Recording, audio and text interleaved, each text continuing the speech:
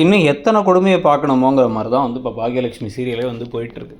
இதில் இப்போ கோபி அப்படியே இடிஞ்சு போய் உக்காண்டார். இப்போ ராதிகா வேகமாக போய் ஒரு கார் ஏறி தனியாக கிளம்பி போனேன். இவர் பின்னாடி துரத்திட்டுலாம் போகல. இப்போ வந்து யோசிக்கிறார் என்ன பண்ணுறதுன்னு தெரியல அப்படின்ட்டு. தண்ணி குடிப்பா அப்படின்னா எனக்கு நெஞ்செல்லாம் படபடன்னு வருது, என்னை தனியாக விட்டு போயிட்டா அப்படின்னா அவளை எனக்கு பிடிக்காது தான், அவளை பார்த்தாலே எனக்கு கோவம் இருந்தான், அவளை நம்ம மேலே நான் சாபம் விட்டுருக்கேன் தான், அவளை அந்த வீட்டை விட்டு துரத்த எவ்வளோ நான் பிளான் பண்ணியிருக்கேன் தான் அப்படின்னு ஒப்புதல் வாக்குமூலம்லாம் கொடுத்துட்ருக்காங்க ஈஸ்வரி.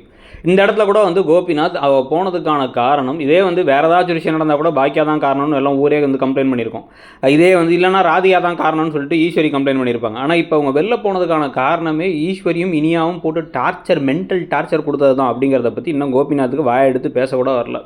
அவர் ஒன்று என்ன பண்ணுறாரு அப்படின்னா வந்து நான் மேலே போய் ரெஸ்ட் எடுக்கிறேன் தனியாக அப்படின்னு கிளம்பி போயிடுறாரு. இப்போ பாக்கியா அழுதுகிட்டு இருக்காங்க தேம்பி இப்படி அவங்க வாழ்க்கையில் ஒரு நிம்மதி வேணும், ஒரு மரியாதை வேணும்னு நினச்சாங்க, அது நடக்காமல் போச்சு, கிடைக்காமல் போச்சுன்னா செல்வியும் எல்லா பெண்களும் அதுதான் ஆசைப்படுறாங்க அப்படி இப்படின்னு ஏதோ வந்து பேசிகிட்டு இருந்தாங்க. ஓகே, ஏதோ மோட்டிவேஷனல் டாக்காக இருக்கும்னு பார்த்தா எல்லாமே வந்து வெறுமனே ஒரு ஆக்கப்பூர்வமாக எந்த ஒரு முயற்சியுமே எடுக்காத ஒரு இதாக தான் இருந்துச்சு.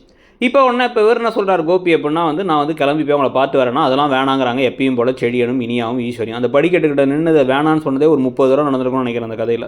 அவர் அதை மீறி உடனே கிளம்பி போகிறாராம். கிளம்பி அங்கே போனால் வந்து அவங்க வந்து ஏற்கனவே அவங்க அம்மா ஷாக் ஆகி பார்க்குறாங்க. இவங்க ராதிகாவோட அம்மா அவங்க அண்ணன் வீடு கோயம்புத்தூரில் இருக்க, அங்கே தான் அம்மாவுக்கு கால் வழி அம்மா ஊருக்கு அனுப்பியாச்சுனாங்க. இப்போ பார்த்தா இந்த வீட்டில் அவங்க அம்மா மட்டும் தனியாக எத்தனை நாள் இருந்தாங்கன்னு காமிக்கிறாங்க. எத்தனை பிரச்சனை, எத்தனை லாஜிக்கல் ஓட்டை.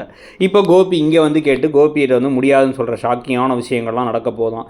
இந்த கொடுமையெல்லாம் பற்றி நீங்கள் என்ன நினைக்கிறீங்கிறத சொல்லுங்கள். அப்படியே மிந்த்ரா அண்ட் ஃப்ளிப்கார்ட்டில் புது மாதம் பிறந்தாச்சு, நிறைய ப்ராடக்ட்ஸ் சூப்பரான ப்ராடக்ட்ஸ்லாம் இருக்குது. கீழே இருக்க அந்த ஷாப்பிங் ஐக்கானை கிளிக் பண்ணியும் டிஸ்கிரிப்ஷன்லேயோ பார்த்து பர்ச்சேஸ் பண்ணிக்கோங்க.